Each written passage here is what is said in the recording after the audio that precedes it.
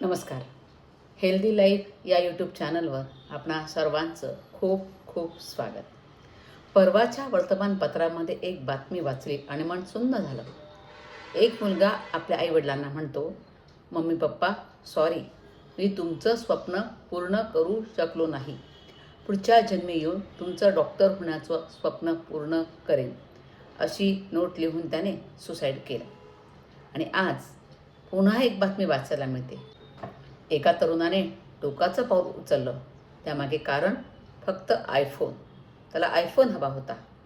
तो डोंगरावर चढला. त्याचे आईवडील त्याला समजायला गेले आणि त्यात तिघांचाही करून अंत झाला. कुटुंबातील अपेक्षा आणि त्यातून निर्माण झालेला ताण याबद्दल चर्चा होत आहे. 2 घटना, 2 वेगवेगळी कारणं, पण प्रश्न एकच. आपण आपल्या मुलांना नेमकं काय शिकवत आहोत बरं? एका मुलाला वाटतं मी डॉक्टर झालो नाही म्हणजे मी आईवडिलांना अपयशी ठरलो.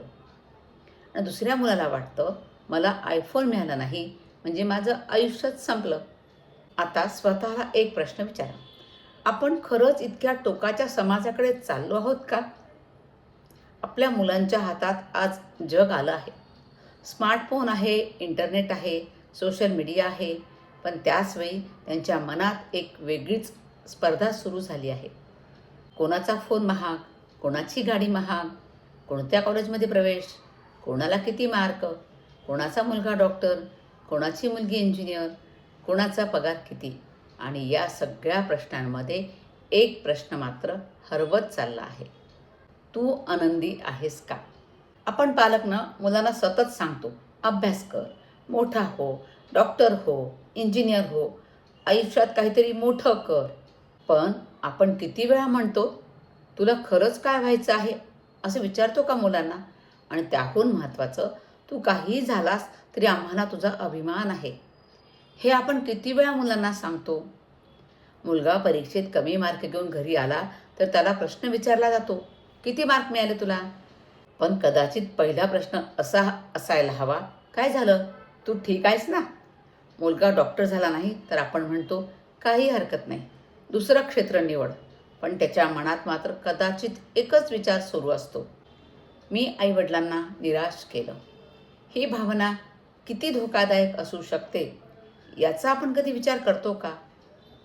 आणि दुसरीकडे आपण मुलांना वस्तू देतो, महागडे फोन देतो, ब्रँडेड कपडे देतो, बाईक देतो, पण त्याचबरोबर त्यांना नकार पचवायला शिकवतो का? मला हे हवं आहे, आत्ताच हवं आहे, माझ्या मित्रांकडे आहे, मलाही पाहिजे. आणि नाही मिळालं की राग, चिडचिड, अबोला आणि टोकाची प्रतिक्रिया. कारण कदाचित आपण मुलांना सुखाच्या गोष्टी मिळवायला शिकवलं, पण दुःख आणि निराशा सहन करायला शिकवलं नाही, नकार पचवायला शिकवलं नाही. पण इथे सगळा दोष मुलांचा आहे का? नाही. सगळा दोष पालकांचाही नाही. दोष एका मोठ्या सामाजिक वातावरणाचा आहे, जिथे मुलांची किंमत त्यांच्या मार्कांनी ठरते, नोकरीच्या पगाराने ठरते, मोबाईलच्या किमतीने ठरते आणि समाज काय म्हणेल याने ठरते. म्हणून आज पालकांना एक विनंती आहे माझी, तुमच्या मुलाला डॉक्टर व्हायचं असेल तर त्याला साथ द्या, इंजिनियर व्हायचं असेल तर तरी साथ द्या, कलाकार व्हायचं असेल तर साथ द्या, व्यवसाय करायचा असेल तर साथ द्या. आणि त्याला काहीच ठरवता येत नसेल तरी त्याच्या बाजूने उभे राहा. कारण मुलांचं आयुष्य हे आपल्या अपूर्ण स्वप्नांचं प्रोजेक्ट नाही, हे पालकांनी लक्षात घेतलं पाहिजे.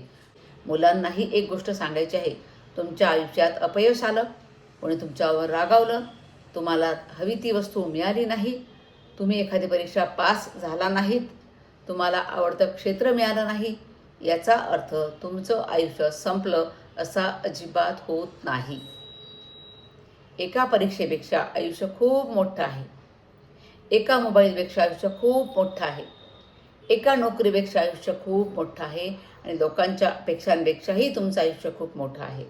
आज प्रश्न हा नाही की आपली मुलं इतकी कमजोर का झाली. प्रश्न असा आहे, आपण त्यांना मजबूत होण्यासाठी नेमकं काय दिलं? महागडा फोन, महागडं शिक्षण, की आपला वेळ, की आपलं ऐकून घेणं, की अपयश स्वीकारण्याची ताकद? आणि सगळ्यात महत्त्वाचं, काही झालं तरी आम्ही तुझ्यासोबत आहोत हा विश्वास. कारण कदाचित आज आपल्या मुलांना सर्वात जास्त गरज आहे ती एका महागड्या वस्तूची नाही, एका सुरक्षित खांद्याची आहे. म्हणून आपल्या मुलांना विचारूया, तुला काय व्हायचं आहे? तुला काय व्हायचं आहे याआधी तुला कसं जगायचं आहे? हा प्रश्न विचारण्याची वेळ आली आहे.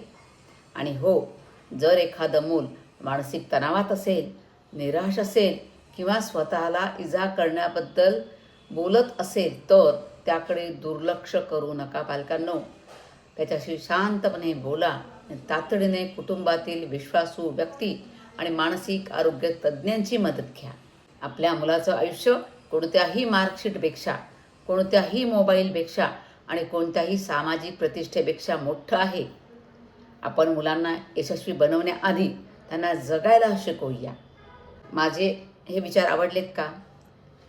तर पालकांनो, या दृष्टीने आपल्या मुलांकडे बघा. तर मुलांच्यावर आपल्या आकांक्षा लादू नका.